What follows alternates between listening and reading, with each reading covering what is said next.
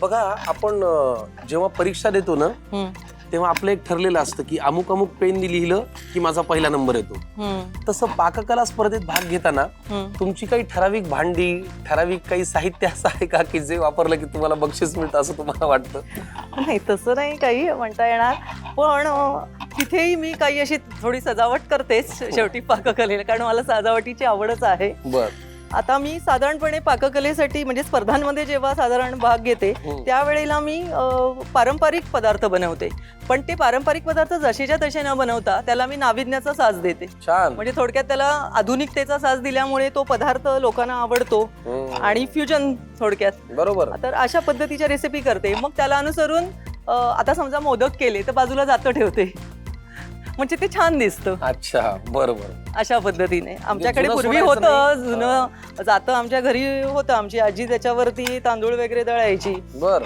संकष्टी आली की त्याच्या आधी आमच्या घरात असे तांदूळ सुकत घातलेले दिसायचे की कळायचं आता संकष्टी आली आणि मग ती दळून त्याचे ते मोदक करणार, अशी उकड पद्धत काढून. होती. उकड काढून. हो, फारच छान. आता ही झाली असती. झाली असतील, चेक करूया. झाली असं खूप मऊ झाली ना, प्रॉब्लेम झाली. झाली आहेत नक्की. हो हो. चला, केळी जी आहेत ती छान वाफवून झालेली आहेत आणि त्यांना व्यवस्थित घाम आलेला आहे. तर आपण गॅस बंद करूया. ठीक. आता काय कृतीये? आता आपण ही केळी गार होईपर्यंत आपण ह्याचं सारण बनवून घेऊ. याच्यामध्ये 1 चमचा आपण साजूक तूप घालणार आहोत. बघा किती लागतं. एवढं लागेल? हो, नको एवढं घ्या. हो, तूप म्हणल्यानंतर काय. आणि या साजूक तुपावर आपण हे आता ओलं खोबरं थोडं परतून घेऊया. बर.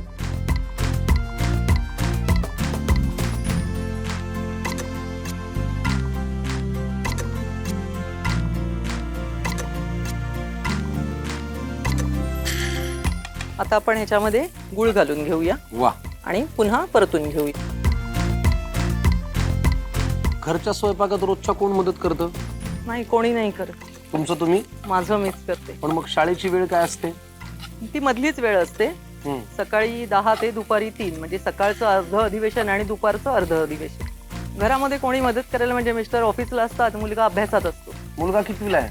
मुलगा आता CA करतोय. अरे बराच मोठा आहे की. हो. सीए पण तसं अवघड आहे. अवघड आहे. हो, म्हणजे CPT PCC त्याचे टप्पे आहेत बरेच. आता काय खरपूस झालंय? नाही, आता ते ड्राय व्हायला पाहिजे. बर. हे चांगल्यापैकी खरपूस झाले हा मिश्रण. हो. आता आपण ह्याच्यामध्ये सुकामेव्याचे काप घालूया. वा वा वा वा वा, भरपूर घाला. किती छान. जरा छान दिसू द्या. आणि वेलची पावडर घालूया आपण. ती पण भरपूर घाला. आणि आपण जायफळ पावडर ती घालूया. भरपूर नका घालू. आमच्याकडे ना जायफळ अलिबागला चेऊल नागाव ही गावं आहेत. इकडच्या वाड्यांमध्ये तुम्हाला जायफळाची झाडं दिसतील. हो का? हा, या जायफळांची झाडं असतात. आणि मग काय असतं, ह्या जायफळाच्या वर एक फळ येतं. त्या फळापासून लोणचं बनवलं जातं. म्हणजे आपलं जे जायफळ आहे ह्याच्यावरती जायपत्री असते. हो हो. आणि त्या जायपत्रीच्या वरती फळ असतं. त्या फळापासून मग लोणचं बनवलं जातं. अच्छा. पण ते खाऊन झोप बीप येत नाही का? कारण ह्या जायफळनी थोडीशी झालं. ब्रह्मानंदी लागले टाळी. आता काय?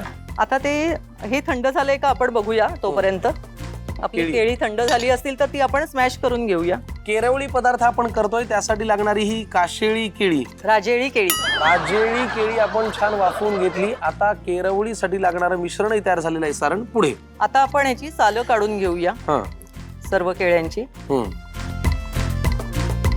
चांगलं वाफवून झालंय ते. हो, छान वाफवलं गेलेलं आहे ते. पण ते जास्त पण अति पण नाही वाफवलं गेलं पाहिजे, नाहीतर मग लिबलिबीत होईल आणि मग आपल्याला वळता नाही येणार ती केरवळी. आता आपण ह्या केळ्यामध्ये असं उघडल्यावरती बघा, जर बिया फार मोठ्या असतील तर त्या काढून टाकायच्या. बरं. म्हणजे त्यामध्ये येणार नाही. बरं. पण हे आता एवढ्या मोठ्या नाही, अगदी बारीक नाहीये, तर आवश्यकता नाहीये आपल्याला.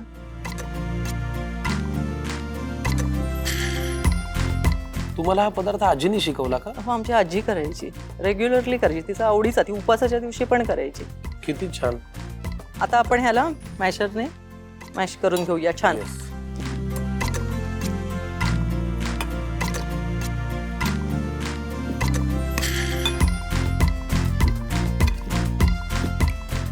आता आपण ही हाताने करून घेऊया फायनली.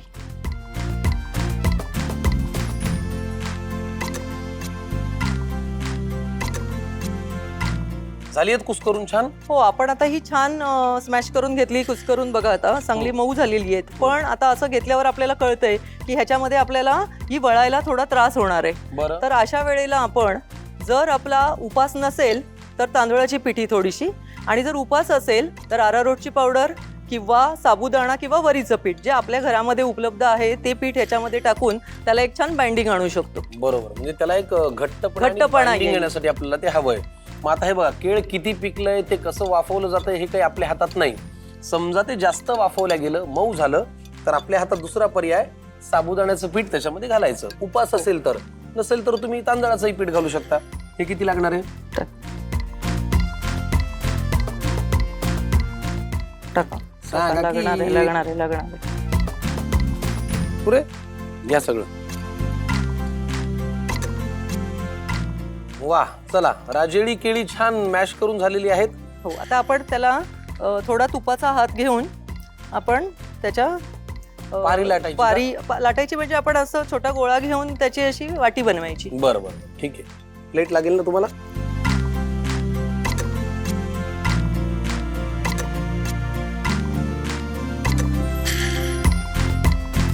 ह्या मिश्रणाची एक छोटी वाटी बनवून घेतली आणि त्याच्यामध्ये आपण आता कडून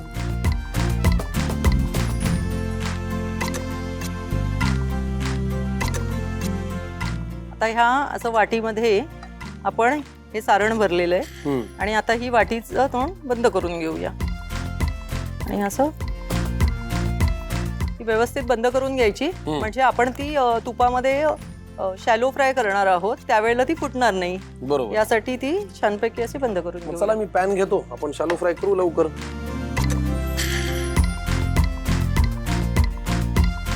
आणि ह्याला पण थोडं तुपाचा हात लावूया आणि ह्या चिकटणार नाही तर प्लेटला. बरोबर.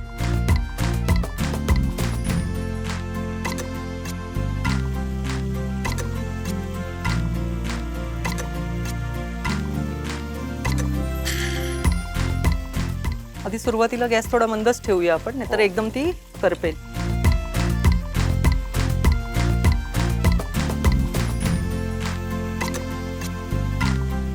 खायचं कशा बरोबर? कारण काय आहे, उपासाची कचोरी किंवा पॅटीस केलं तर आपण दाण्याची चटणी करू शकतो, पण आता हे गोड आहे, कशा बरोबर खाऊया?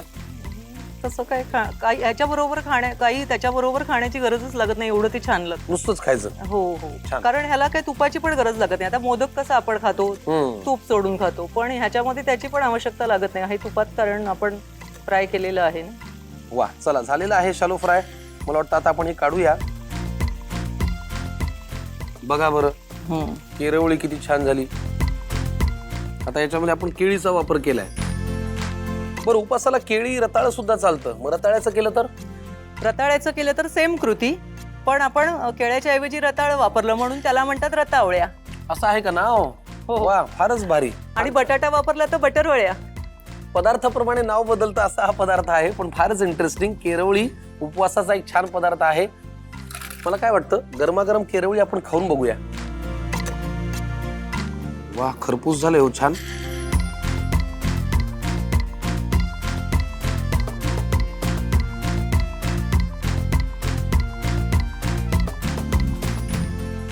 बहारदार.